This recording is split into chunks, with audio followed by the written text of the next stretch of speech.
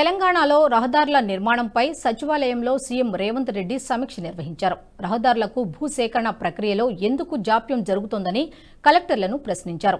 Registration, market ధరల మధ్య భారీ వ్యత్యాసంతో రైతులు ముందుకు రావట్లేదని కలెక్టర్లు వివరణ ఇచ్చారు. దీంతో భూసేకరణలో మానవీయ కోణంతో వ్యవహరించాలని, నిబంధనల ప్రకారం రైతులకు ఎక్కువ పరిహారం దక్కేలా చూడాలని సూచించారు. భూములు కోల్పోతున్న రైతులను పిలిచి కలెక్టర్లు మాట్లాడాలని, RRR దక్షిణ, ఉత్తర భాగాలకు ఒకే నంబర్ వచ్చేలా చర్యలు తీసుకోవాలని అధికారులకు దిశానిర్దేశం చేశారు.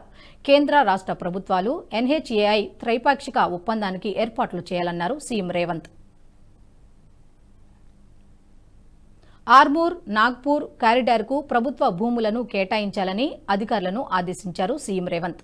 హైదరాబాద్, మన్నెగూడ పనులు త్వరగా ప్రారంభించాలని, హైదరాబాద్ విజయవాడ రహదారి విస్తరణ వెంటనే చేపట్టాలని సూచించారు.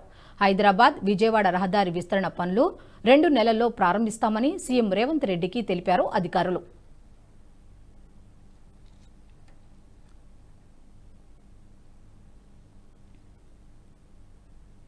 ఈ వీడియో మీకు నచ్చినట్టయితే లైక్ చేయండి, 10 మందికి షేర్ చేయండి. అలాగే కామెంట్ల రూపంలో మీ అభిప్రాయాలను మాతో పంచుకోండి. Nationalist hub group of channels ను సబ్స్క్రైబ్ చేసుకుని తెలుగునాట జాతీయవాద జర్నలిజాన్ని ప్రోత్సహించండి. ఈ వీడియో కింద ఉన్న బెల్ ఐకాన్ పై క్లిక్ చేయడం మర్చిపోవద్దు.